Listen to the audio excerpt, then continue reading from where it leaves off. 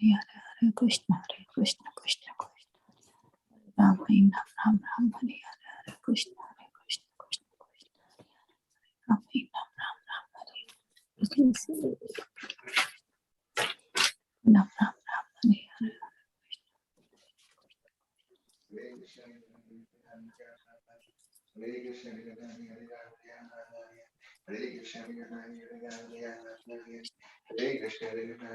Hare Krishna, dear devotees. This Vancha Kalpatarupyasya Kripa Sindhubhyevacha Patitanam Pavanebhyo Vaishnavabhyo Namo Namaha. Ananta Koti Vaishnava Vrinda ki jai. Namacharya Srimad Thakur ki jai. Prem Sukho Shri Krishna Caitanya Prabhu Nityananda Shri Advaita Radha Srivasadi Gaur Bhakta Vrinda ki jai. Srila Prabhupada ki jai, Sri Guru Maharaj ki jai. All glories to the assembled devotees. Please accept my humble obeisances. All glories to Srila Prabhupada. This is Kaumudiki Dasi from Baltimore, welcoming all of you to the mid-morning japa session. I thank all of you for attending this session. Please forgive me for interrupting your ecstatic chanting. Let us move to our next part of the session, which is the Shiksha, teachings of Lord Caitanya. May I know who all have joined this morning? Hare Krishna. Hare Krishna, Kaumudiki Mataji, Dandavat Pranam, Srila Prabhupada ki jai, Guru Maharaj ki jai, Prithidasi from Shagat. Hare Krishna. Hare Krishna, Priti Mataji, please accept my humble obeisances. All goes to Srila Prabhupada, all goes to Guru Maharaj. Thank you, Mataji, for joining. Hare Krishna. Hare Krishna, Mataji. Hare Krishna Mataji, Dandavat Pranam. Please accept my humble obeisances. All glories to Srila Prabhupada and Shri Guru and Gauranga. All glories to the assembled devotees. Yashamati from Chicago. Thank you, Mataji, for joining. Please accept my humble obeisances. All goes to Srila Prabhupada, all goes to Guru Maharaj. Thank you, Mataji, for joining and giving association regularly. Thank you, Mataji. Hare Krishna. Hare Krishna, Kaumudiki Mataji, please accept my humble obeisances. Jai Srila Prabhupada. This is Preeti Vilasini Devidasi from California. Hare Krishna, Preeti Vilasini Mataji, please accept my humble obeisances. All glories to Prabhupada, all glories to Guru Maharaj. Thank you, Mataji, for joining and giving your very valuable time and association. Hare Krishna. I cannot hear Mataji. The voice is so low. You cannot hear? Now hear, yeah. Now we can hear. Nice. Yes, Mataji. Hare Krishna, Kaumudiki Mataji, Dandavat Pranam to all Vaishnavas. Srila Prabhupada celebrates the Jai Vrinda. Hare Krishna, Vrinda Mataji, please accept my humble obeisances. All glories to Srila Prabhupada, Guru Maharaj, and all the devotees. Thank you, Mataji, for giving your association, chanting very nicely. Thank you, Mataji. Hare Krishna.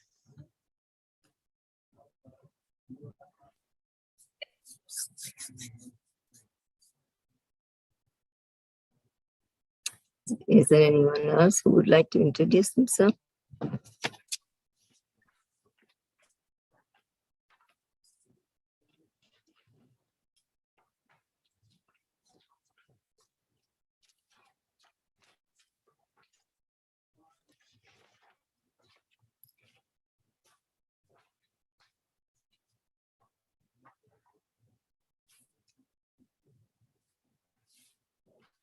Welcome to Bhakti Sangha Japa Conference. Mataji, Prabhu hasn't come still. Has he joined? Not yet. Not yet. Okay.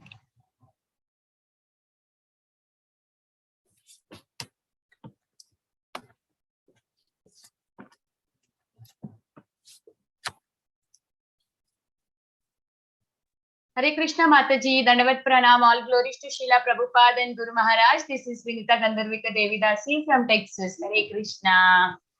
Hare Krishna, Vinita Gandharvika Mataji, please accept my humble obeisances. All glories to Srila Prabhupada, all glories to Guru Maharaj. Thank you, Mataji, for joining. Hare Krishna. I was waiting for you, but I didn't hear you. Mataji, my computer has some issue with the audio. I had to get out of the call and then came in. I have announced my name twice. Nobody could hear my name, Mataji. That's why I announced late. Oh, okay. Hare Krishna Kamadiki Mataji, Dandavats Pranam, please accept my humble obeisances. All glories to all the devotees and all the Guru Maharaj. This is Vardhana from Atlanta, Mataji. Hare Krishna. Hare Krishna, Mataji, please accept my humble obeisances. All Prabhupada and Guru Maharaj and all the devotees. Thank you, Mataji, for joining and giving your association. Hare Krishna. Hare Krishna Mataji, please accept my humble obeisances. All glories to Srila Prabhupada and Guru Maharajas. All glories to the assembled devotees. This is Anuradha Devi Dasi from Dallas, Texas, Mataji. Hare Krishna, Anuradha. Mataji, thank you, Mataji, for joining. Please accept my humble obeisances. All glories to Srila Prabhupada and Guru Maharaj and all the devotees. Thank you, Mataji, for joining. Hare Krishna.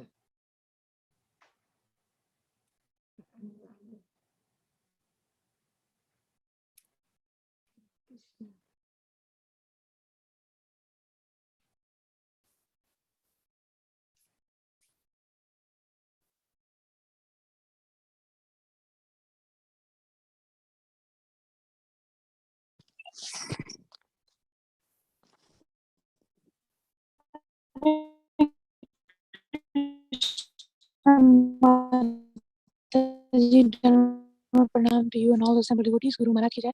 Prabhupada Krishna. Hare Krishna. Cannot hear what you say.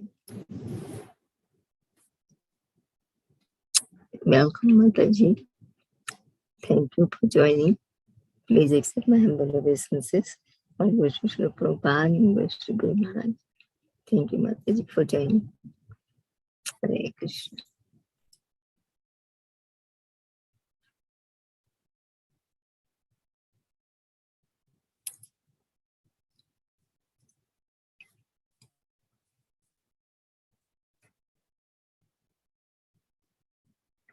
I'll check with him, Mataji, if there is some problem.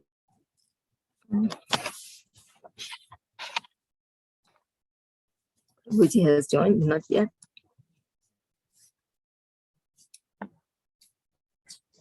It's 11:07.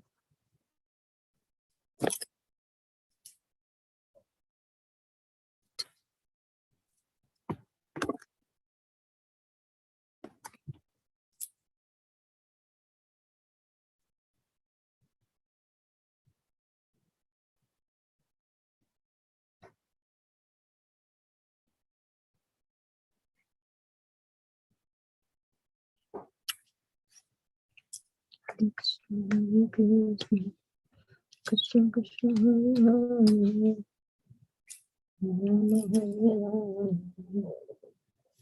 Rama, Rama Hare Hare, Hare Krishna, Krishna Krishna, Hare Hare, Hare Rama, Rama Hare. Welcome to Bhakti Sangha Japa Conference. Today's class will be given by His Grace Ramgiridhari Prabhu.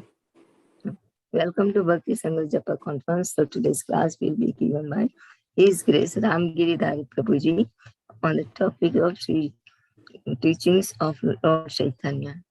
Thank you, Prabhuji. Hare Krishna. Welcome. Please accept my humble obeisances. All goes to Srila Prabhupada and goes to Guru Maharaj. Thank you very much for giving your valuable. Thank you very much for giving your valuable time and association this morning. Thank you, Prabhuji. Please and enlighten us on this topic. Please take over the call now. Hare Krishna. Hare Krishna. Thank you so much for engaging me in this service, and so wonderful to be in the assembly of devotees to discuss wonderful science of Krishna consciousness. So before we start our discussion, let's offer some prayers. Jai Jai Shri Caitanya Jaya Nityananda Jaya Dvaita Chandra Jaya Gaura Bhakta Vrinda Jaya Jai Shri Caitanya Jaya Nityananda Jaya Dvaita Chandra Jaya Gaura Bhakta Vrinda Om Ajnana Timirandasya Jnananjana Shalakaya Chakshurun Militam Yenam Tasmai Shri Gurave Namaha Namo Vishnu Padaya Krishna Preshtaya Bhutale Srimate Bhakti Vedanta Swamin Niti Namine Namaste Saraswati Deve Gauravani Pracharine Nirvisesha Sunyavadi Paschatya Deshatarine Jai Sri Krishna Chaitanya Prabhu Nityananda Shri Advaita Gadadhar Shivasadi Gaura Bhakta Vrindam Hare Krishna Krishna Krishna Hare Hare Hare Rama Rama Rama Hare Hare.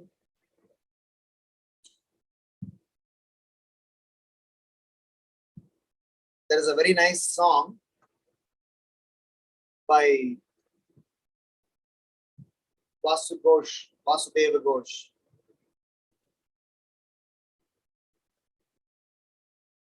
He has very nicely glorified the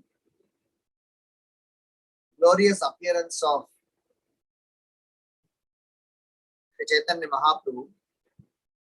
Yadi gaur na hoito tabe ki hoito ke mone dhari tambe. Had Gauranga Mahaprabhu not been there, who would have come and taught us Radhar Mahima Prema Rasa Sima Jagate Janato Ke?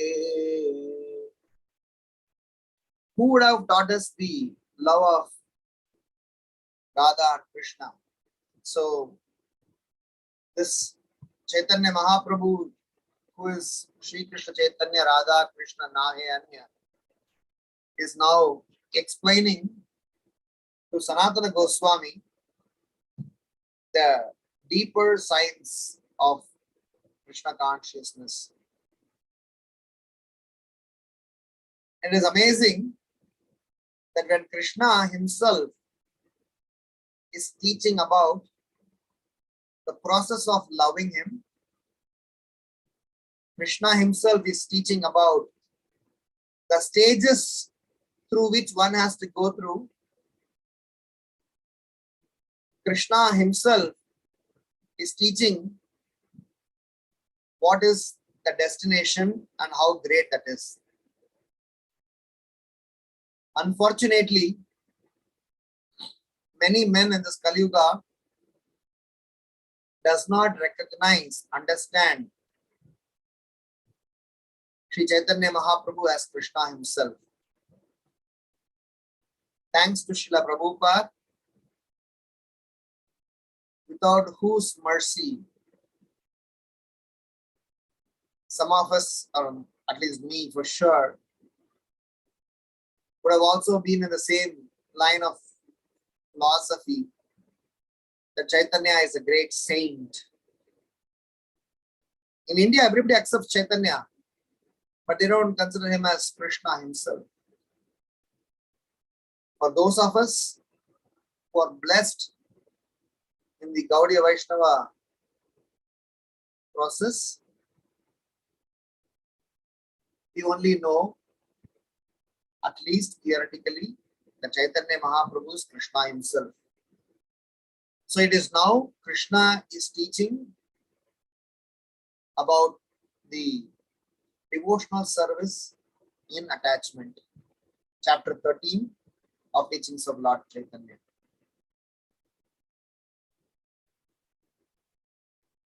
There are several wonderful, surprising, interesting observations that one can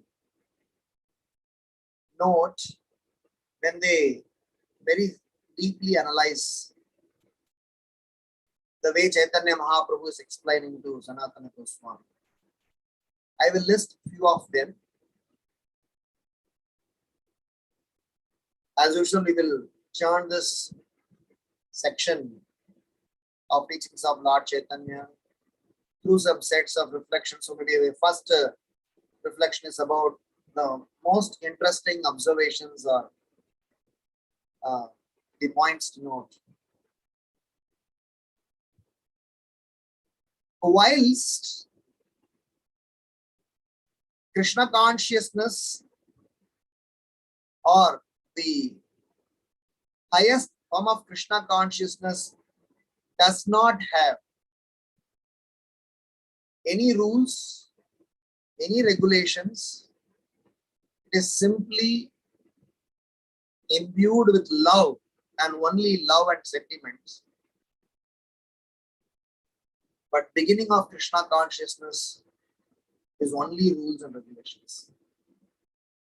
We are coming from chapter 12 to chapter 13, so we should know, and this is the most interesting aspect of Gaudiya Vaishnava Siddhanta, where the philosophy is presented as a science and not just as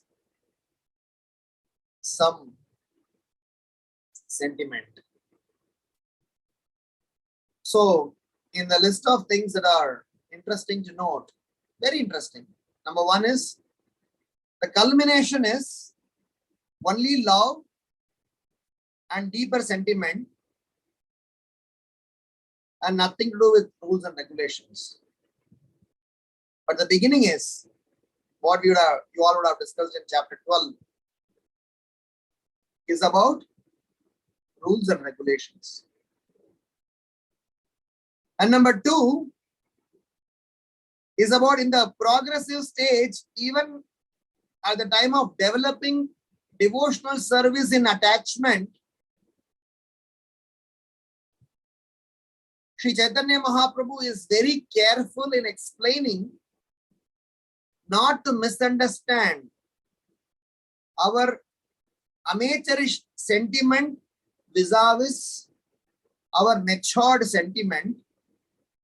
He is giving a classification in the stages of serious devotion. What we are going to discuss in this chapter is about stages after Ashakti, Ruchi, Bhava, Prema kind of conversation. We are almost coming to the fag end of Sanatana Siksha. Probably in next 2 chapters, 3 chapters, we will come to the end of Chaitanya Mahaprabhu's instruction to Sanatana Goswami. So, Mahaprabhu wanted to make sure that we correctly identify the difference between amateurish early sentiments vis-a-vis matured and deeper sentiments. Sentiments are there, needed, but it is imbued with the science. So Mahaprabhu is giving classification, differentiation, bifurcation, so that we don't just get carried away by some false feelings and false propaganda, which Bhaktivinoda Thakur exposed 13 different classifications of Apasampradayis. Bhaktivinoda Thakur exposed, and almost all of them, they were false exhibitors of devotional sentiments. So Mahaprabhu here is being very careful as he is taking us to another level from chapter. Of course, this is Chaitanya Charitamrita is in Chaitanya Charitamrita is in a different chapter altogether. It is in Madhya Leela. You would have discussed Madhya Leela chapter 23. These all things are discussed. But then Mahaprabhu is very careful in ensuring that we don't fall prey to them. The third interesting update you will see here is, as much as Mahaprabhu explained, Mahaprabhu is telling to Sanatana Goswami that he is not getting into the detail of all of them. He is just giving some sampling. If what is explained is just a sampling, then what it is about the details. Prabhupada is writing in this chapter, Lord Chaitanya told him that since there is really no end to describing the system of devotional service with attachment, he is simply trying to offer a sampling.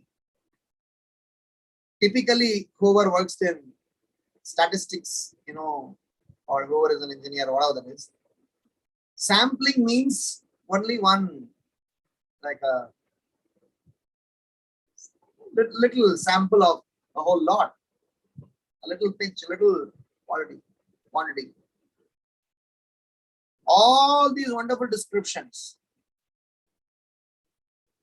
are just a sampling, and there is no end to it.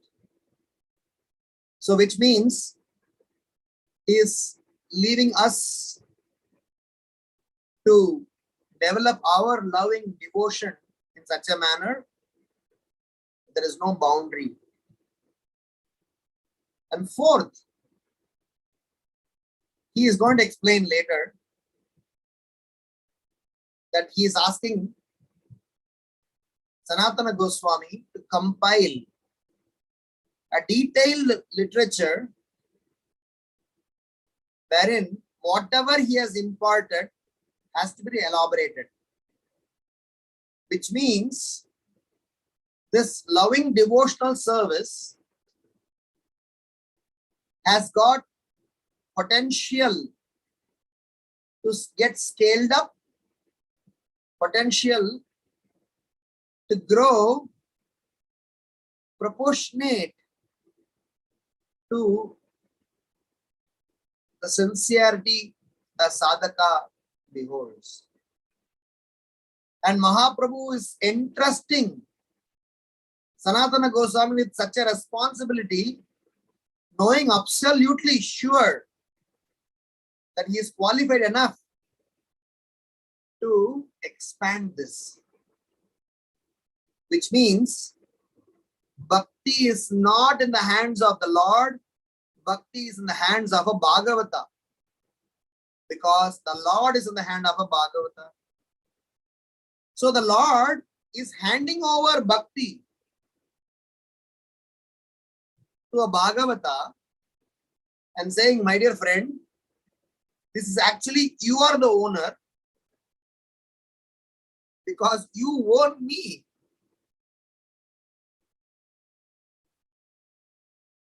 Tomara hridaye sada Govinda Vishram, Govinda Kohe Namura Vaishnava Para. You own me. So how can I explain? I can only give you some tips here and there. That chapter, when you are going to discuss chapter 15 in this book, you will see that.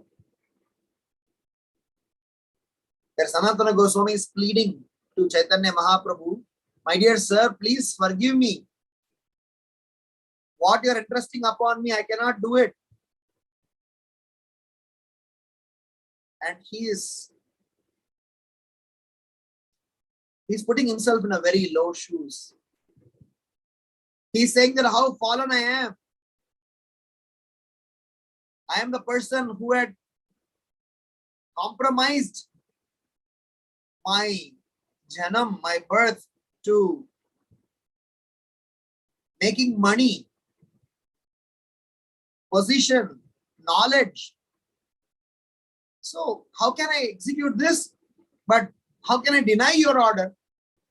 So now you only have to give me some directions. Then the Lord is giving table of contents. What all Sanatana Goswami has to write. The point here is, the Lord is only giving directions and perspective and giving the entire onus to a Bhagavata. So if any of us are searching bhakti from Krishna, it is not with Krishna. Bhakti is with Bhagavata only. When you go to a Bhagavata, you will get bhakti. If you go to Krishna, all you will get is a direction pointing fingers to a Bhagavata. If at all we go to Krishna thinking that Krishna will give us some blessing, some solution, some this, some that, nothing he will give. All he will show is, he'll point fingers. He'll show some directions. He will immediately, remove some sins, all those things, he'll clean you up, he'll make you clean. Just because you got in touch with him. Not he will do his, his parshadas will take care of you to be, because you got darshan of Krishna, the parshadas will take care of your cleanliness part. They'll clean you off all your nonsense. But the love, bhakti, Krishna cannot give. It is there with Bhagavata, because Krishna is also there with Bhagavata. And that is what here is amazing, that Caitanya Mahaprabhu is telling Sanatana Goswami, you develop it further.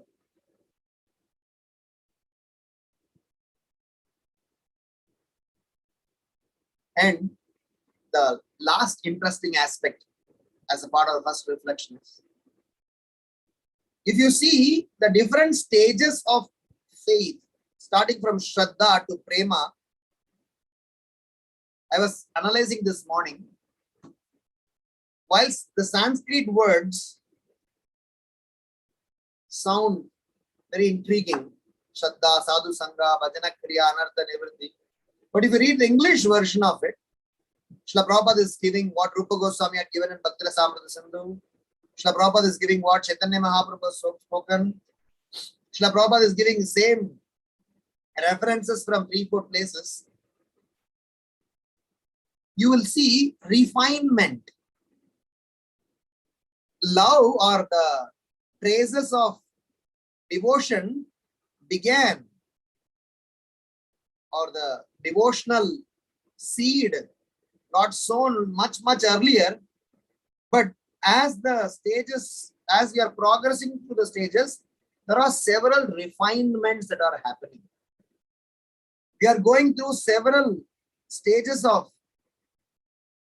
purification, which signifies that the Lord does not want to sell himself so easily. The Lord wants to say that if I am giving myself to someone, that should be someone really up there. If you want money, take it. If you want power, take it. If you want followers, take it. If you want position, take it. If you want anything, take it. But if you want me, endure.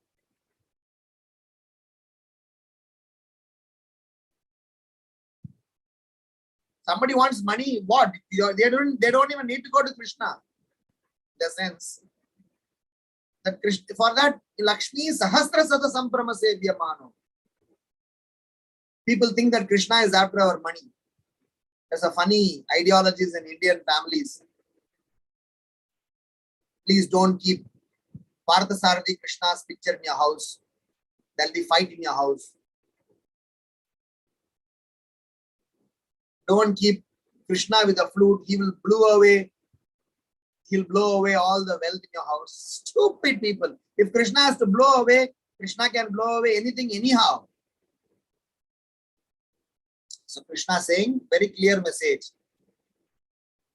If you want me, then you have to go through this process of endeavor and mercy imbued together. So the stages of devotional service, devotion, bhakti and attachment is very interesting. So my first reflection itself is about the interesting component of this particular topic. So we are not dealing with some amateurish, some sentimental ideology. We are talking about the science from the Lord and through an experienced, self-realized soul. So what a privilege we all have. And hence, let's not just take this process lightly. The second reflection in this particular chapter is about this process of refinement and an associated message that Srila Prabhupada is giving. Srila Prabhupada is giving a strong warning what to watch out for whilst you are refining yourself in this process. He's saying, please don't be a sahajya. Srila Prabhupada is very particular. Of course, this is not only Prabhupada's message, Bhaktivinoda Thakur and several people have stated this. Devotional service with attachment is natural, and one who has been attracted by it does not care for any arguments against his conviction, even though such arguments may be presented according to scriptural injunctions. We'll come to that. The natural inclination to devotional service with attachment is also based on scriptural injunction. And thus, one who has attachment for such devotional service is not required to give it up simply on the strength of scriptural argument. In this connection, we should note that the class of so-called devotees known as Prakrita Sahajias follow their own concocted ideas and representing themselves as Krishna and Radha, indulge in debauchery. Such devotional service with attachment is false. Even though I have not gone to the core part of our conversation, I just want to touch base on this as a part of the refinement. Prabhupada wanted to warn, because some people say, how can love have rules? Which is partially true. How can love will have knowledge imbued? Which is partially true. Depends upon in what context, what perspective one is coming from. But what the warning here is simply rejecting scriptural arguments, simply rejecting or simply accepting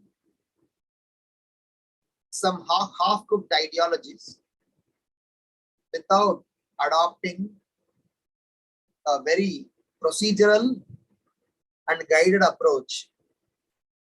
One's concocted ideas will be classified as cheating. This could be self-cheating as well as cheating to the society. So one has to be extremely careful. At least in devotional service, let us not cheat ourselves and not cheat others. Anyway, outside of this devotional service, the world that we are living in is filled with bunch of cheaters and cheated. Some of them are us only, some of our friends and families. And so we are surrounded by fifth-class men who wants to cheat and misguide the society, at least to the least of the extent.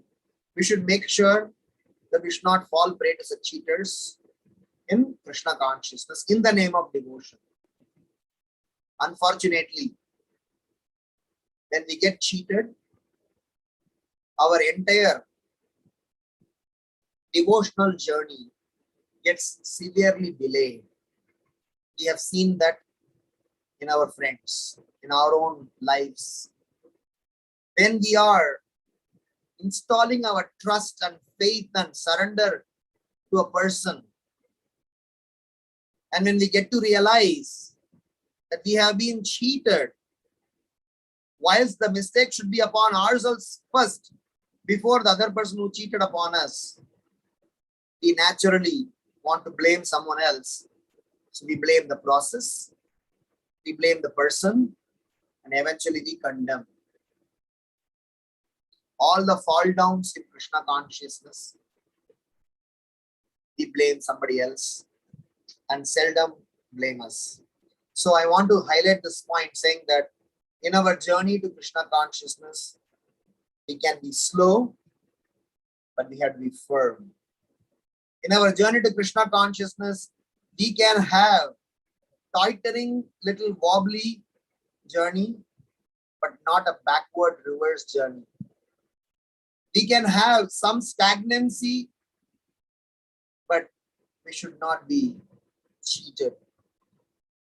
So it is important that the mindset and the perspective of our acharyas are inherited, because they have clearly given us an indication that this Krishna consciousness means a serious business. So don't take it for granted, and don't try to just handle it with lax.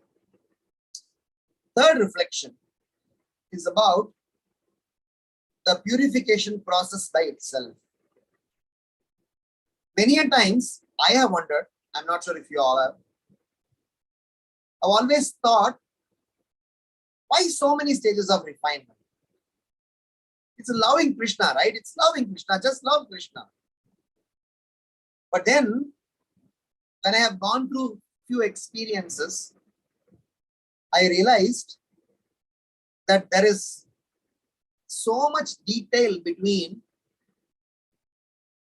a set of statements, which unless and otherwise we go through some experience, we will not realize. For example, initially, a person may be enthusiastic. Let us talk about the Krishna conscious journey itself, not the Kanishtas and others. We'll talk about the core Krishna conscious period. Somebody who has already been in Krishna consciousness, chanting few rounds, showing some seriousness, come to the level of initiation. So let us talk about that cloud of people. So we show some enthusiasm. Yes, Prabhuji, I am ready to serve.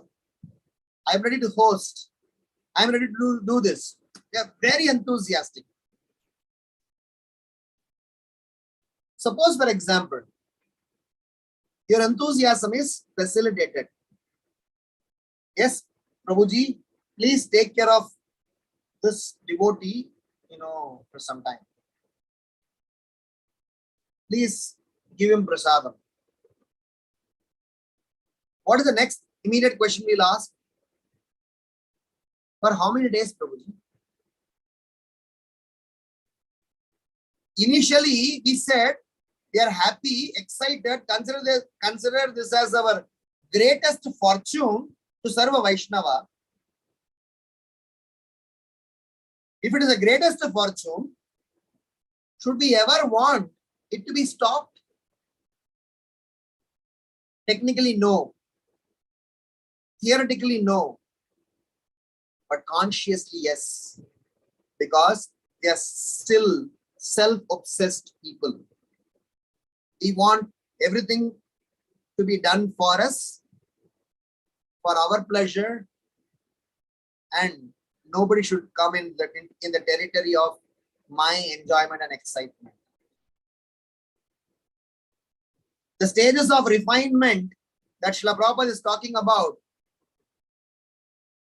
Prabhupada is talking about Rati and Bhava are two things here, because these two are some stages which we can't define by just words and knowledge, that has to be experienced. That's why Prabhupada is writing that the only way by which one can develop this is to by picking up a devotee and following him. That's why I said only by a Bhagavata bhakti can be earned. So coming back to the point that I want to say, it's the greatest fortune, Prabhuji, to host you in my house. It's the greatest fortune, Maharaj, to serve you. It's the greatest fortune to serve. Suppose, for example, you say that no, forever you should do this.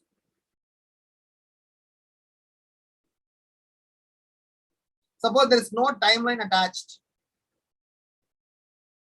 And that's when the problem starts, One day excitement is there. Second day excitement is there. Third day excitement is there.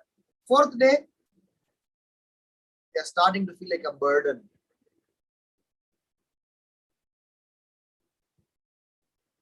Depends upon how close, how deep, how much surrendered we are. There is a break-even point. Suppose there is no break-even point. You are able to manage it for 6 months, assume, and just hypothetically speaking. Very nicely, excitedly, enthusiastically, you are able to serve. Suppose 6th month, 2nd day, that Prabhu or Maharaj or Mataji or whoever that person shouted at you or, gave you some accusation or did something which you didn't like. What will we do? 6 months I damn served you. Is this how you respond back? Immediately start to claim credit. Suppose we have not even taken credit. Let's be more pure about that.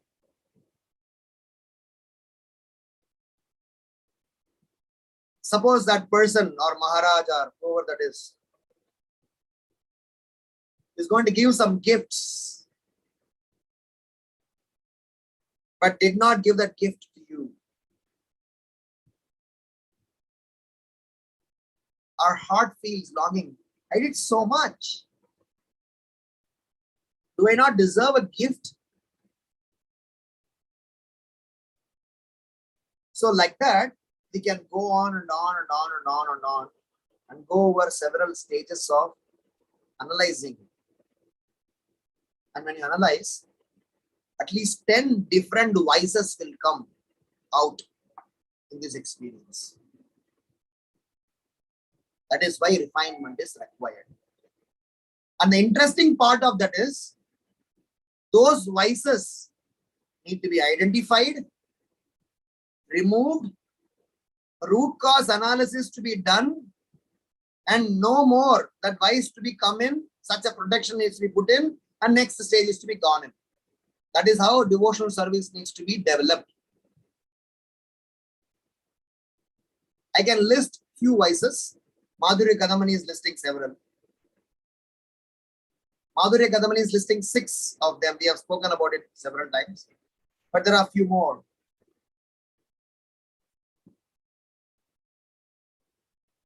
So these are all when describing about Anishtata Bhajana Kriya. Vishwanatha Chakravarti Thakur is explaining about few symptoms, few unclear behavioral patterns that comes out. The reason I'm explaining that aspect now here is because here we are talking about refinement. Prabhupada is talking about in this paragraph how several stages one go through. From the initial faith till the stage of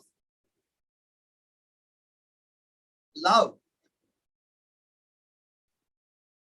familiarity, complacency, superiority complex, inferiority complex, fault-finding nature, too close too soon and become disrespectful, finding faults at our own quote-unquote beloved senior. So many layers will open up, developing false bodily attachment, possessiveness over that person, mood swings, sometimes thinking positive about that person, sometimes not so much thinking positive about that person. These are all not publicly stated. These are all some feelings and emotions. Those are all sitting in the core of our heart and might get come out as you go deeper and deeper in devotional, and they also need to be cleansed out.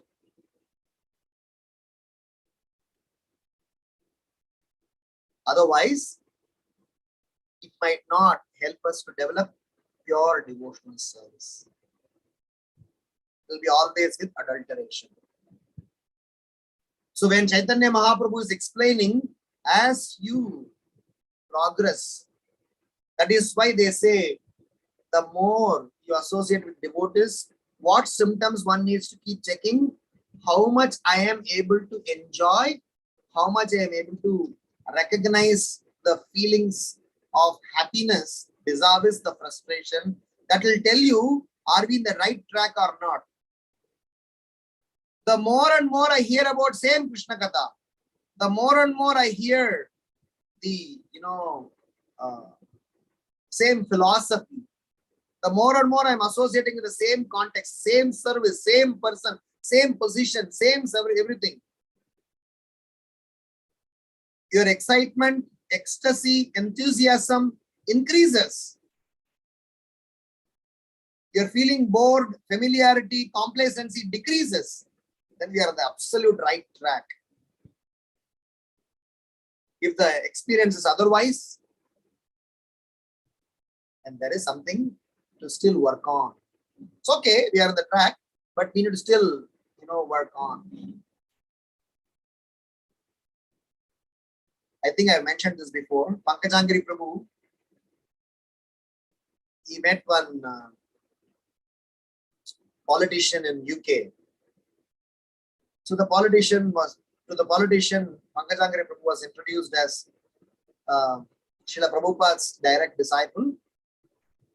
And they said that since 1972, 71, 73, whatever that is, that he had been serving Shri Radha Madhava in Mayapur Dham as a pujari.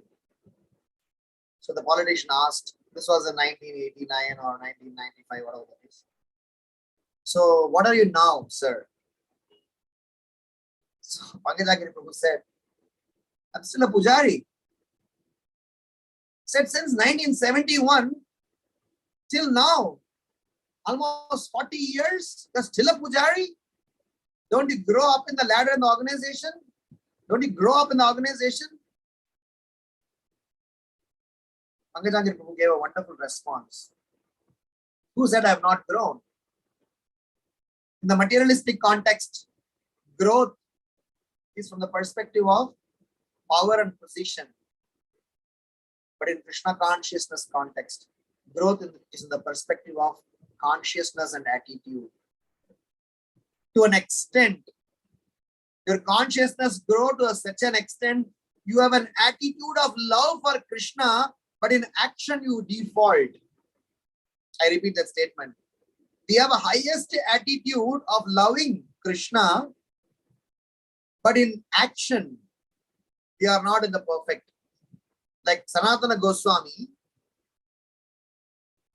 used to worship Madan Mohan. Every day, Sanatana Goswami used to get Madhu curry. He used to make chapati, roti without salt, no sabjis, dry. He used to offer to Madan Mohan. One day, Madan Mohan asked Sanatana Goswami, boy, this is not fair. At least give me sabji some days, no. At least give some salt. Give me something, Baba. How many days I will eat the same dry, saltless roti? Sanatana Goswami responded, I am a poor mendicant beggar, Baba.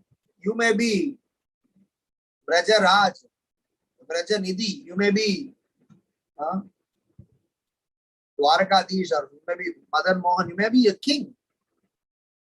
But I am a beggar. If you are in my house, this is what you will get. Just for feeding you, I cannot complicate my life.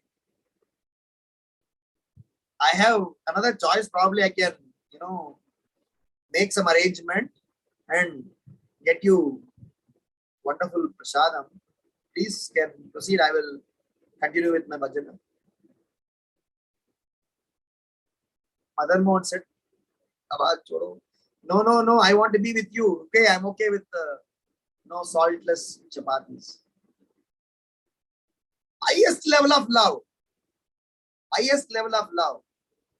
So what is given utmost preference and importance is about our attitude and consciousness, not even the action, imperfections of our action, even though if it is, they are ignored because your love, affinity, attachment, consciousness is superlative in nature. So the third reflection that I want to bring in here is about these refinements are not just some bureaucratic or some sort of scriptural jargons. They really mean refinement in our heart. They really mean we layer by layer by layer by layer by layer cleanse ourselves up, as Caitanya Mahaprabhu demonstrated in Gundicha Marjan. Whole Gundicha Marjan symbolizes how Caitanya Mahaprabhu performed the cleansing process. Unfortunately, in Kali Yuga, we are 2 minutes noodles category. We cannot wait for anything more than 2 minutes. Our patience is that much. If somebody could wait, that's a great achievement. YouTube has done a research that skip ad button is done based on some research. Gopala Bhatta Prabhu mentioned in one of the ILS meeting, they said that the timing that they have calculated is that is a maximum, or not a maximum. That's a time in which somebody can be, intrigued. So, and there are several such research in terms of retention time. Somebody else also mentioned, I think it was Ramgiridhari Prabhu. He also mentioned that a person cannot constantly look at a presentation or a lecture or anything beyond a certain amount of time in the normal course of discussion. Because there are different studies are there. But the message here is that in the growth in Krishna consciousness, the refinement is something very important. The fourth reflection is about Bhaktivinoda Thakur's as well as Srila Prabhupada's statement in this particular chapter on 9 symptoms of a person in the stage of bhava. Actually, this particular chapter, as well as the previous chapter, is in itself a series that somebody can do, because so much depth is there in this. We are not even scratching on the surface of this topic. Each and every word, every sentence could be elaborated, because at the end, this is what is Krishna consciousness. Rest everything is else is chilka. We are just peeling off the several layers, and this is the core about which we are supposed to live for eternity. So better we spend time, energy, and our heart put into this. Of course, we have several more lifetimes to do that, at least for me, who has not yet even finished the basics. So Prabhupada explains that 9 symptoms of bhava. The same thing Bhaktivinoda Thakur is saying in some place, I forgot the name. So those are, number 1, it is there in the paragraph, in one of the paragraphs in this chapter itself. So I made it as a part of Lord Chaitanya next described the symptoms of a person who has developed from faith to the stage of bhava. Such a person is 9 points. Number 1, tolerant and unperturbed even when distress come over him. This is my running English, but paragraph talks about all of them. Number 2, averse to wasting time. Number 3, utilize all the time in Krishna's service. Prabhupada writes here that even if he has no engagement, he will find some work to do for Krishna's satisfaction. That is what is bhava. Fourth, pridelessness. Prabhupada writes here, nor does such a person like anything which is not connected with Krishna.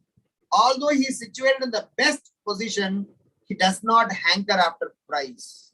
So pridelessness is fourth. Fifth, complete conviction that he will attain Lord's lotus feet. Prabhupada writes here, he is confident in his work.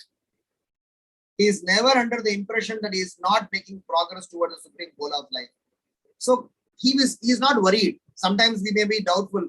Oh, am I really connected to the right progress? Is it the real path? Or maybe somebody else is saying that this Maharaj, that Gaudiya Mat, this Mat, that Baba, this.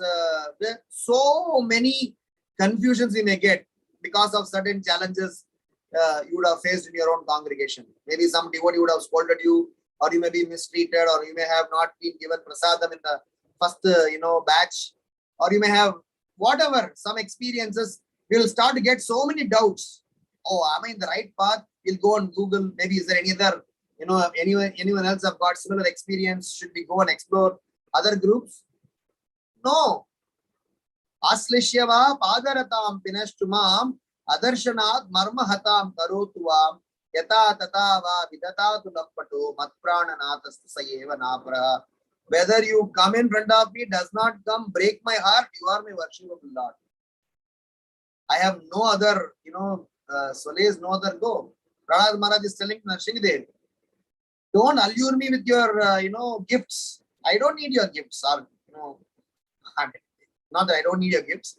I may get carried away by your gifts. So please don't think that just by you giving gifts, you have to prove me as your master. You are my master unconditionally, sir. Unconditionally. So the point is, a person in the stage of Baba is having complete conviction that he will attain Lord's good. He will. Takshishyati Vishvasa. 6. Extremely eager and anxious to attain perfection. Perfection here is not quote unquote material perfection. It's purity of consciousness. That's perfection. 7. Strong attachment for hearing and chanting. He is very much attached to gratifying the Lord and in chanting or hearing about the Lord. That's what Prabhupada is writing. And 8. No interest, that has no interest in Krishna. Prabhupada writes here that he does not want to do anything apart from hearing Krishna Katha. He is always attached to describing the transcendental qualities of the Lord. And the 9th, last, is love for Dham. He also wants to live in holy places like Mathura, Vrindavan, Dwaraka. All these characteristics are visible in one who has developed to the stage of Baba. So this is my 4th reflection as part of this conversation. And the last reflection, the 5th one, which I really thought that I would spend a lot of time on, which is very close to my heart. But then in 7 minutes, I will not be able to do justice, but I will still share. Devotional service in attachment has got 2 components. In the sense, it is not only just about devotees being attached to Krishna. It is Krishna developing attachment very much towards that devotee. In Vrindavan, because it is a Ragatmika, which is Raga or transcendental attachment. Atmika means something where Prabhupada writes the devotional service discharged with such deep attachment and with consequent deep absorption in the object of love is called Ragatmika. So Vrindavan the entire Vrindavan, we cannot define the activities in Vrindavan by any material logic. We cannot define entire Vrindavan by any material philosophy, science, behavioral pattern, nothing. It has to be only love. Because the language in Vrindavan is love. And when we are in that frame of consciousness,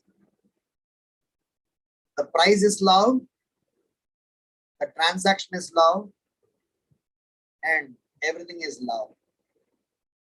And unfortunately, we do not have a remembrance of how we used to love Krishna before. And we also do not have an equivalent to be seen exactly in the same manner in our own materialistic world. That is why Prabhupada writes here that one has to follow a Vrindavana devotee as a role model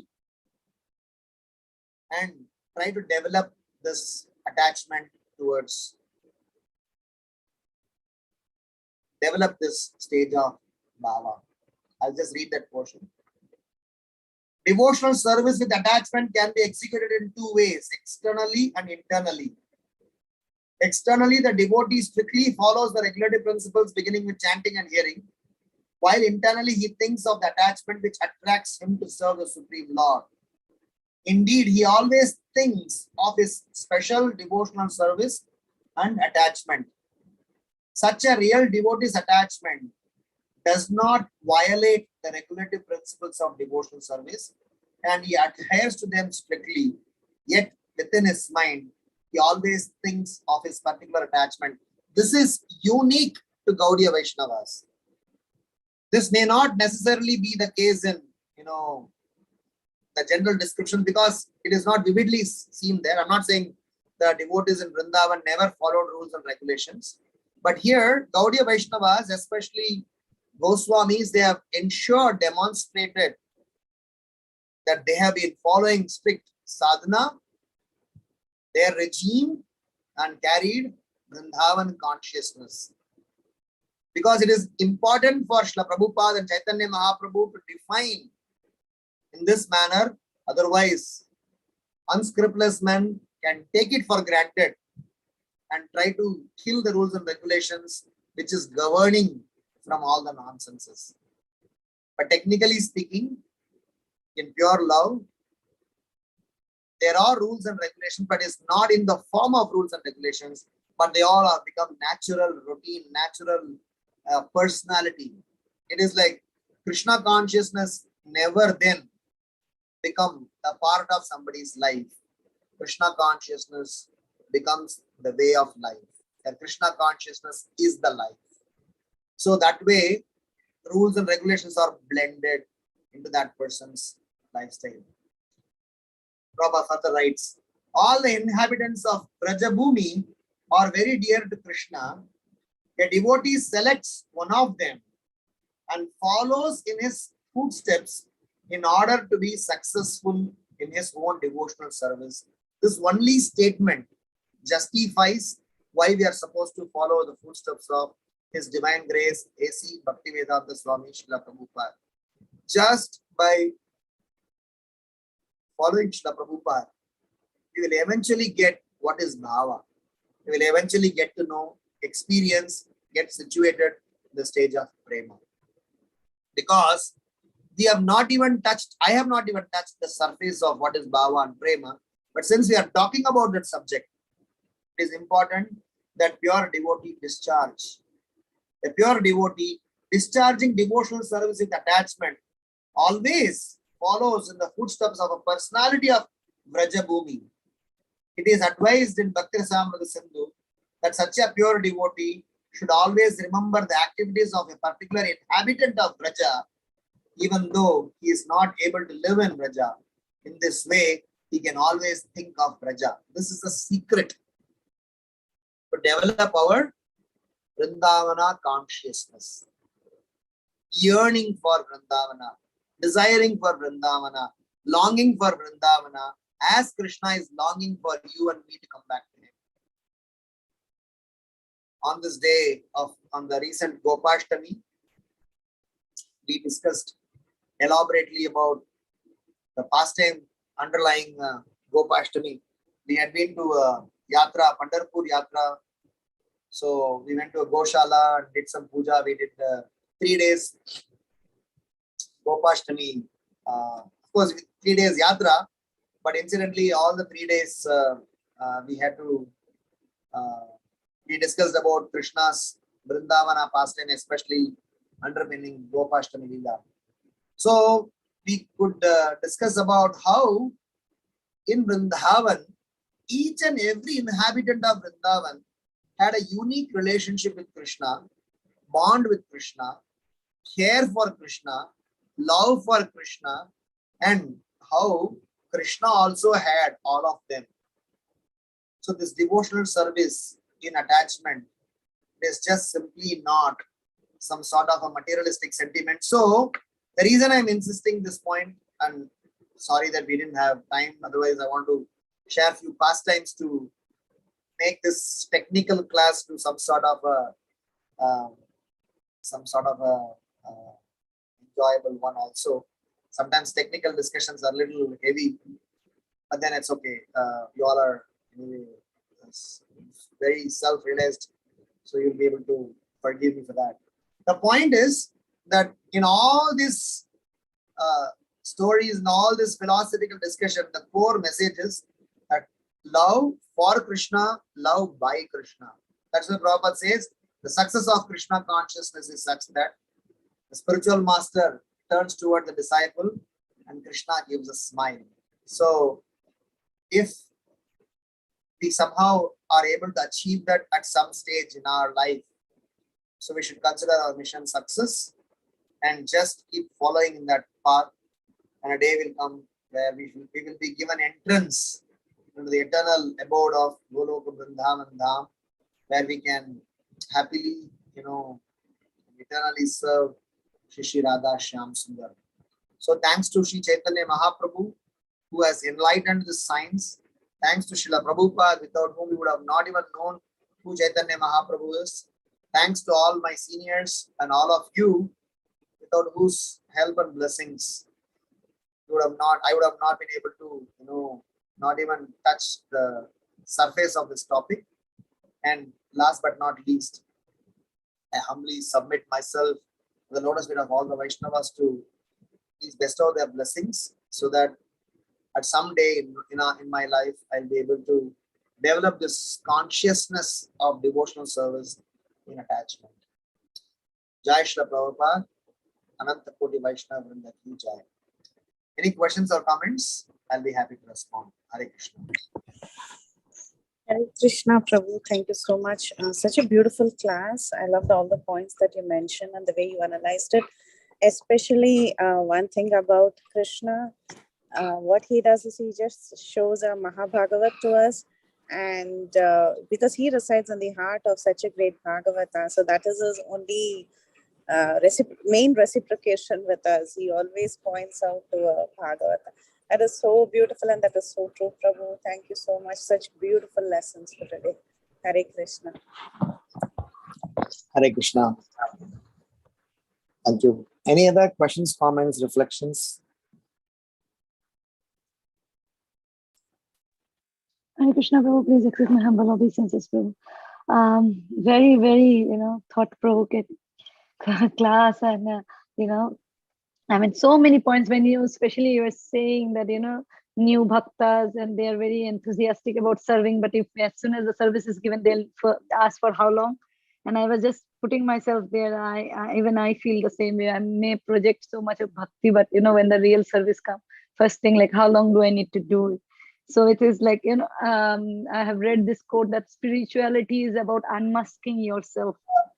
And the more we get to see ourselves through spirituality is the only way we can, to the outside world, we may show so many faces, but when it gets through scriptures, like right now, when in the morning in Bhakti Sangha Japa group, Srimad Bhagavatam 5th canto, and how I don't know if I should, what word should be used, how truth it is. It's at the time, it's so bitter to know yourself, but at the same time, it is so much needed, because this is the only human life that we can do something about it. And if anything has to be done, it can be done now and onwards. But my question is, Prabhu, sometimes I feel like, while like there are people who are there for 20 years, 25 years, they have gone somewhere. I'm always in fear. I think, what if I cannot make it? I'm always scared, because uh, so many years, for me, I'm speaking, that being into non-devotee category, then devotee category. What if I don't get a chance to at least 50% of my life is a devotee, so that I have half the chance? So how to keep ourselves in a very composed and yet very determined way to continue our devotional service, Prabhu? The very famous story which you would have heard, I will repeat that. A lecture in which Prabhupada said, one has to be 100% Krishna conscious for us to go back home, back to Godhead. Then Prabhupada came down to 90%, then 80%, then 70%. I hope you must have heard about that. So after all these things, the end part somebody recently shared was very interesting. One devotee finally went to Srila Prabhupada's room. And so I said, Srila Prabhupada, because Prabhupada came down till 70%. Even if you are 70% Krishna conscious, you can go back home, back to Godhead. So then this person finally went to Srila Prabhupada in his room, knocked on his room, offered his Dandavat pranams and said, Srila Prabhupada, I'm so sorry. I'm very much afraid that I won't be even able to be 70% perfect in my Krishna consciousness. So what am I supposed to do? So Prabhupada said, you please catch hold of my dhoti. I know the shortcut way to take you to Krishna. So, I mean, I don't know if this statement may sound funny, but it's actually has a very profound philosophy underlying this. We may be toitering here and there. This is not an excuse to be, lethargic or lax. This is a very reinforcing statement. So long as we are latching on to that aspect, that only aspect. That's why I said the last part, fifth reflection, is very close to my heart, because that is, this lecture is finished in 1 hour time. Maybe my reflections, preparation may have added another 1 hour, whatever that is. But what is going, this 2 hours, nothing, no transformation is going to happen within me, at least not as expected, because still a lot more attachments that need to be relinquished. But then what is the hope? That dhoti, I have to constantly ensure, am I just holding on to that dhoti? Am I just holding on to that lotus feet? Am I just holding on to that process? Someone in the process. Ravindra Sur Prabhu once asked Prabhupada, which is more important, book Bhagavata or devotee Bhagavata? So Prabhupada says, devotee Bhagavata, because he can tweak your ears and drag you to the lotus feet of Krishna. So whenever, I hear this word, lend your ears to hear Srimad Bhagavatam, I used to always remember this. I'm lending my ears not only to hear Srimad Bhagavatam, but allowing mind to be tweaked, to be brought to the lotus feet of Krishna. So the understanding here is, half of the time, the obstacle in our journey is us. So in spite of us, if we have to still make it to Krishna, we have to give that authority to someone. Not that we should become an honest fool and not think, but we should give that privilege of someone to correct us, point out to us without we being prejudiced about anyone, and have some patience. Because Advaita Charya waited for 50 plus years. 50 plus years consecutively, Advaita Charya performed Shaligrama Puja before Mahaprabhu appeared. Advaita Charya is Vishnu himself, Sadashiv. He is an expansion of the Supreme Lord. But then Satyananda Maharaj was explaining one class that one aspect of our prayer is also to have patience. Rakshishyadi Vishwaso, have confidence. In this chapter also Prabhupada writes, he's absolutely confident that he is eventually going to make it to Krishna. If you have told Krishna, Krishna, I love you, and you are doing your things in a, best possible manner, then Krishna is going to ensure you that you are going to get to him. It might be through some, cruise mode or a bumpy ride, depends upon how much we are cooperative or not. But we are definitely going to make it to Krishna. This is for sure. Because Neha Vikrama Nasosti Pratyavayo Na Vidyate. So to keep us motivated, we need to keep hearing these stories. We need to keep hearing such motivational things that yes, I have to just hold on to the dhoti of Srila Prabhupada. That devotee got so much relieved that we have got finally a shortcut to go to Krishna. So we do have that shortcut access even now available. So hold on to Srila Prabhupada's dhoti. Tomorrow when you go to temple, just surrender to Srila Prabhupada, offer some flower. I'm not sure if a temple authority will allow you to, grab Srila Prabhupada's dhoti, but at least you can touch his lotus feet. And at least in your home, you can hold on to Srila Prabhupada's dhoti and say, yes, I am with you, sir. Take me wherever you want. I am with you. Does it make sense, Mataji? Completely, Prabhu. Every day we go to temple and during Guru Puja, I tell Srila Prabhupada, if I go astray, please pull me back, but don't leave me. So that goes completely what you're saying, Prabhu, but it will become more intense.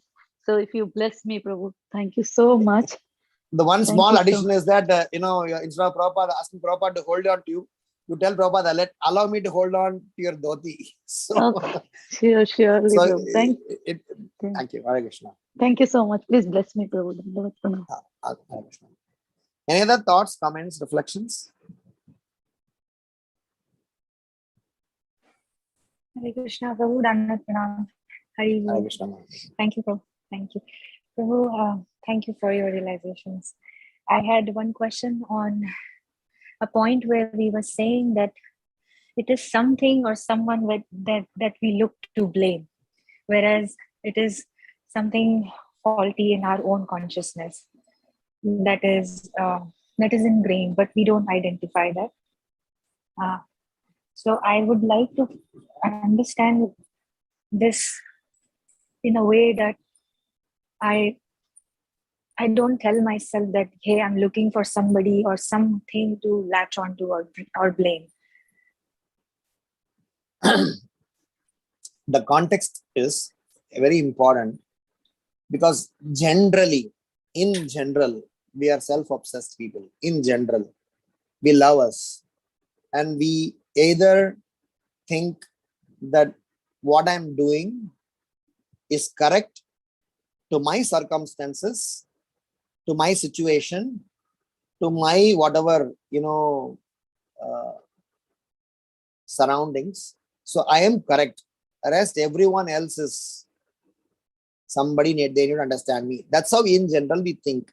We want others to understand us rather than we try to put it's seldom we blame us. Generally, when you go and, sit in any personality development conversation where they ask you to introspect, they ask you to go deeper within this, that, all jargons in this so-called, seminars, which are half of them are derived from Vedic experiences. So we get to realize that we have always been very biased when we concluded certain things. Biased being, we took us outside of the equation and looked at everyone else and assessed and think how this person could have been better for me to have done this, how this person.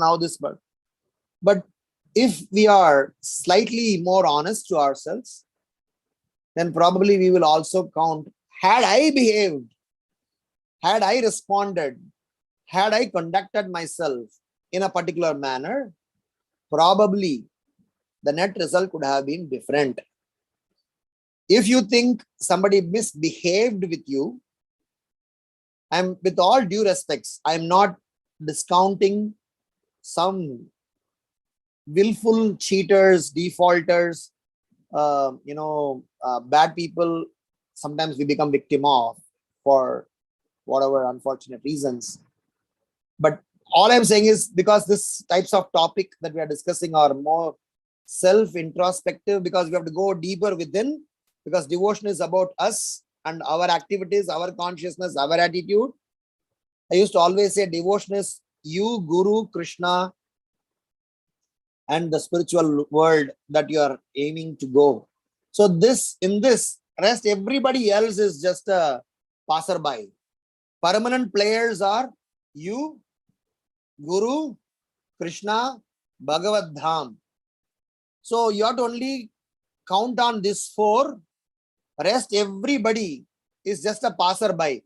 Whatever they give or they take, it is just a contribution for refining yourself. If you are going after them, your agenda is lost. If your agenda is to move up in the ladder and go close to Golok Vrindavan Dham, then you should only work on these things. Yes, if as a part of your process, if you have to go to deal with people, win them, help them as a service given to you, that's a different agenda. But if you are getting influenced, if you are going to color yourself based on their behavior, then it is something for us to introspect on.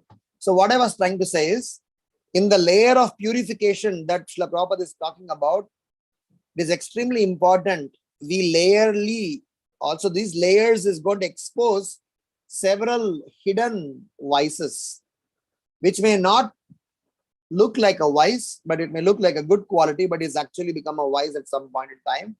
So we need to kind of get rid of all of them before we get fully situated in, ragatmika, natural attachment. That is why we need to keep remembering about that Vraja personality in separation and yearn for such an association. Slowly walk in that path that he or she lays, and definitely develop a love towards the Supreme Lord naturally. So blaming others is considered a very a childish one, especially in management. They tell, if a CEO blames the employees, then he's a boss, not a leader. When he gives credit to his employees, then he is a leader, not a boss. So you have to be, as you grow more in devotional service, we have to give credit where the credit is due, and we have to take responsibility where it is needed. Does that make sense, Mataji? Yes, Prabhu, makes sense. And my follow-up to that was that if someone is at a stage that they have identified that, yes, had I have done something this way, things would have improved, but we have to move on from your past, right? And then let's say if someone is sitting on their present and is aware of all these vices and is trying to move ahead and practice their Krishna consciousness. So during that time when you are self-reflecting, so consideration is that, oh, I have done so many things wrong in life. I have blamed so many people, but essentially, yes, there was some need in myself. And then now I'm sitting with that. I'm sitting on that situation, and then I'm trying to self-analyze. I'm also at the same time self-condemning myself that why did I do, what did I do, and how to move on from there. Though I acknowledge that yes, I have made mistakes, or things have gone wrong according to some situations, things have been done in the past. So how do you go ahead from there, Prabhu, rather than self-abusing yourself or self-condemning yourself, and at the same time grow in bhakti? If you have studied the early days of ISKCON history, all the first set of devotees, they were all hippies. I'm sure you might know what hippies mean. There is nothing in this world as abominable as what they could have done. Apart from murdering, every other regulatory principles, everything else, the nonsense level they have done. So what Prabhupada made Prabhupada did 4 things on them. Prabhupada, first of all, gave them a process which will eventually purify them of their past, gave them a target towards which they have to run, gave them an education by which they will carry their education of the past, live in the present, and go towards the target, and made sure that gave enough inspiration so that they can go out and tell everyone that please don't repeat this mistake again. So I guess that's applicable. All these 4 are applicable to us. We cannot, should not be self-guilty in such a state that we become dysfunctional. What has happened in the past, whether it is knowingly or unknowingly, we have not done worse, crime like Valmiki. We have not done worse crime like Mrigari. We have not done worse crime like, even if he had done, let's say, even if he had done, Mrigari was forgiven, Valmiki was forgiven, all the hippies are forgiven. So we are forgiven.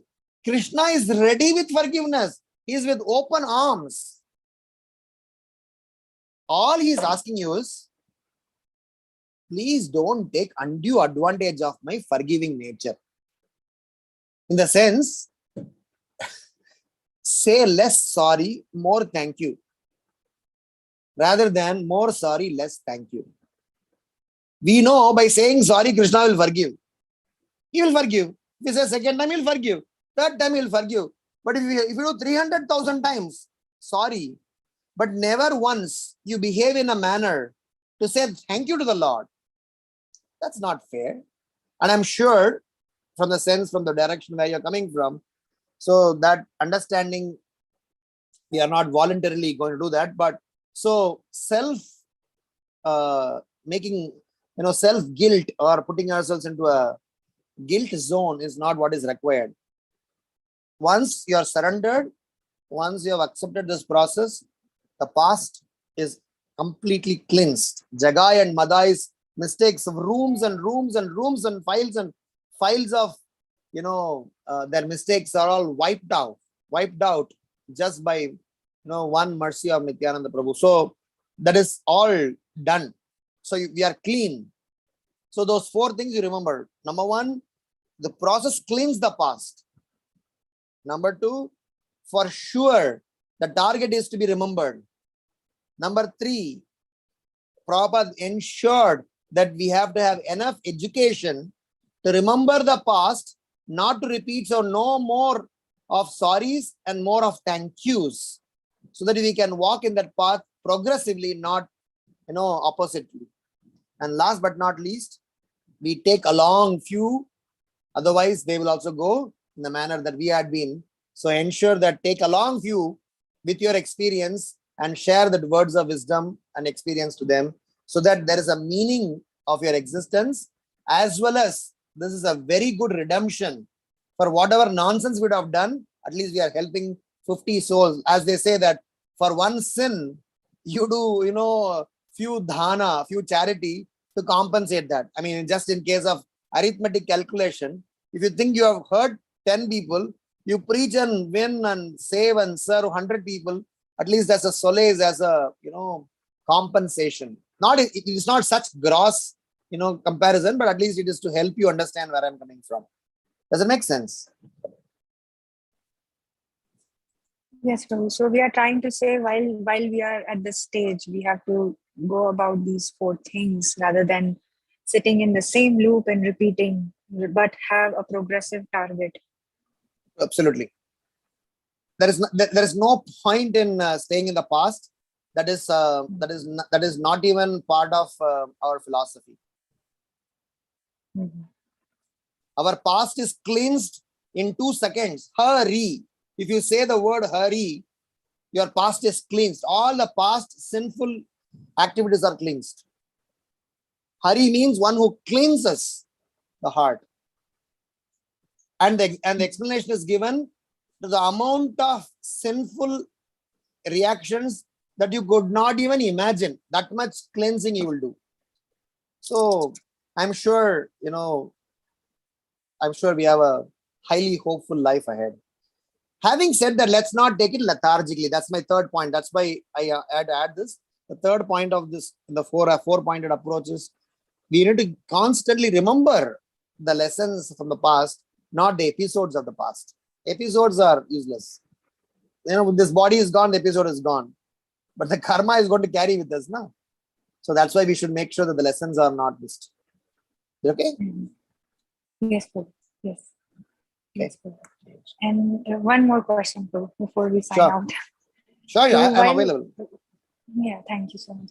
While we are doing this 4-step process, if one is required to, get rid of or let go of some situations or people or circumstance in that process, and one is not sure that whether that's a right step or not, literally not sure whether to step out of it or just stay in that situation or circumstance of people surrounding you. In that position, what would help? Philosophically, I'll answer you, but personally and practically, I would sincerely encourage you to consult, because sometimes philosophical application to contexts might slightly vary. So philosophically, it is said, asking for forgiveness and extended amount of chanting can cleanse a person from every impression of the past, both in terms of, basically, for example, when I ask for forgiveness, not by lip service, but from my heart. If I ask for forgiveness, sometimes, I may carry the, why should I ask forgiveness for his mistake, her mistake? All those are details. Either ask for forgiveness if you think the mistake is yours, or ask for forgiveness if you think that you could have behaved, whatever reason, for the, things. So asking for forgiveness, if you think you are a mistake and if you want to repent for it, there's a chance, go and ask for forgiveness and square off and move on. For some reason that is not possible, not doable, all practical situations are there, then extended amount of chanting. This is, okay, if you want, I'll add one more serious, component to this, which we always suggest to every reformation of some devotee situation, is about taking up some menial service. Because these three things purifies a person of all conditioning. Because the conditioning is because of our ahankara, pride. These three things will crush our ahankara to the core. Number one, asking for forgiveness. Number two, extended amount of chanting. Number three, performing menial services. Menial services is something that is, where you don't attach your profile, where you don't attach your name, fame, tags, done by, so and so. You're not even seen. You're in the shoe stand. You're in, washing the toilets. You are mopping the floor. You are doing some service which is our menial, no profile attached, no names attached, no rewards expected, just service.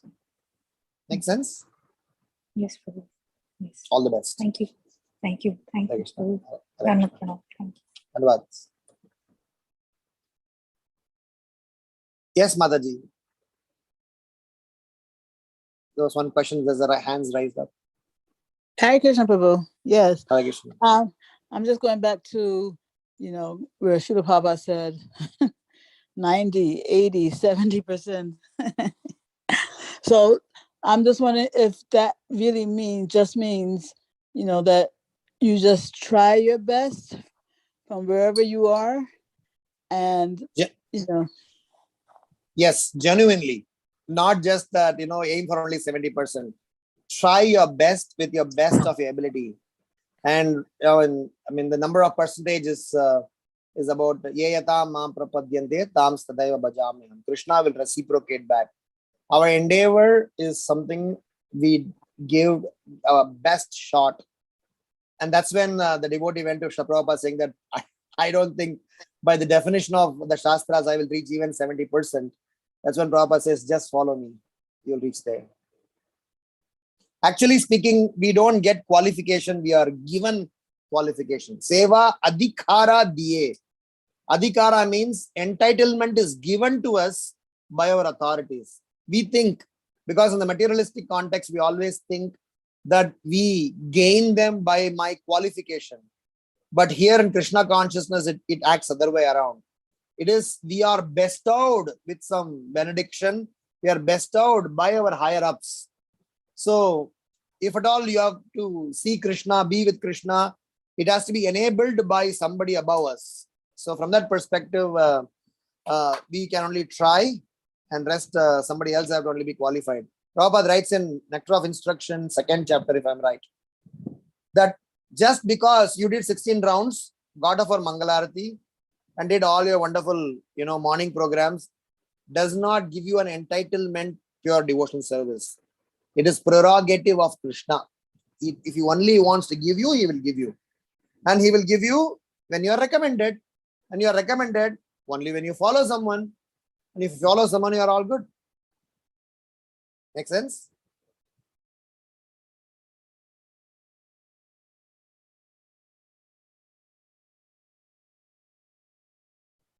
Above. You are muted if you are talking. Oh, I'm sorry. Yeah, I was saying that, referring to your statement about, it's not just about following all of the items of sadhana properly, because if it were just about that, then that would make this a mechanical process. And it's not a mechanical process. It's a process of our endeavor coupled with Krishna's reciprocation for that, right? What I meant is that sometimes we might not be able to do by our design, just because I am born in a certain circumstances, certain family, certain upbringing, certain situations. There may be so many external shortcomings that might apparently hinder, but when we are enabled, empowered, then we will be able to cross over. Dhruva Maharaj is saying that. Dhruva Maharaj, when he met the Supreme Lord after 4 months of tapasya, he said that I thought, what a stupid person I was. I thought sitting on my father's lap is some sort of an achievement. So it is like a, glass misunderstood as a diamond. The moment Krishna's conch touched on his forehead, he could compose, he could, sing songs and glorify. The whole perspective got changed. That is why the prayer says, Pangum langayate girim mukam karoti vachalam, Pangum langayate girim yat kripadam maham mandir. If you have the blessings, then even a lame man can climb a mountain. So what I meant is, your apparent disqualification, apparent inability, apparent imperfections are, handled in some way by the blessings quotient. That doesn't mean that, that's why Prabhupada says in this purport that it is not that somebody is situated in the stage of bhava, they are actually not following the rules and regulations. They do follow, but they are all subtly ingrained in their system, that it is part of their life rather than they are just following some rigid rules or something like that. Make sense? Well, actually, that last sentence, can you repeat that? What I meant was, Prabhupada writes in this particular in the chapter, saying that sometimes people may think, I'll just read that portion. Indeed, he always thinks of a special devotional service and attachment. Such a real devotee's attachment does not violate the regulative principles of devotional service, and he adheres to them strictly. Yet within his mind, he always thinks of a particular attachment. The point is, he will still follow rules, he'll still follow things, even though he is, imbued with attachment, love, and care. What I meant is, in terms of our inabilities, sometimes we may think that I am not doing that, I'm dependent on the mercy. But when the mercy component comes upon us, our inabilities and so-called shortcomings are taken care. We are in the stages of advanced Krishna consciousness, along with all our shortcomings completely addressed. Mhm. Yeah, I like the way you had phrased it before about the fact that if we are trying our best, then it takes the blessing of someone higher than, I guess more elevated. Do you remember what I'm talking about? Yes. Yeah, can you repeat that one? I mean, not the exact statement. What I meant was that No, it was just a very logical sequence that you gave, probably you can rewind it again. Yeah. It was something like, if we are sincerely taken to the process, even with our shortcomings, then the person who we surrender to will bless us. I think I'll have to go back to the recording, but you had put it in a very logical, nice way. And I just wanted to hear it again. Sure. Yeah. Any other thoughts, comments?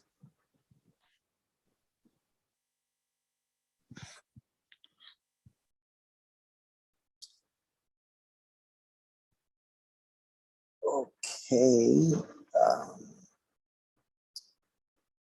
So looks like we are good now. So thank you so much for patiently hearing this discussion, and it's wonderful always to be in this Sangha. It's really a Bhakti Sangha where, Bhakti gets cultivated. So thank you so much for having me here. See you all next time whenever Krishna allows. Thank you, Prabhuji. With your permission, we can end the call. Thank you so much, Hare Prabhuji, for beautiful class. Hare Krishna. Thank you, Prabhuji. Thank you, Prabhuji, for enlightening class today, and also very nice instructions. And we are very grateful to you. We look forward to your association again in future. And we'll end the call here. Vancha kalpatarubhyasya kripa sindhubhyeva Patitanam pavanebhyo Vaishnavabhyo namo namo. Sri Caitanya Charitamrita ki jai, Srila Prabhupada ki jai. His Grace Ramgiridhari Prabhu ji ki jai. Thank you very much. Hare Krishna. Thank you, Prabhuji. Hare Krishna.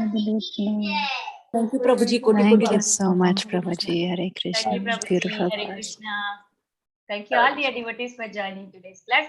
We'll meet again tomorrow.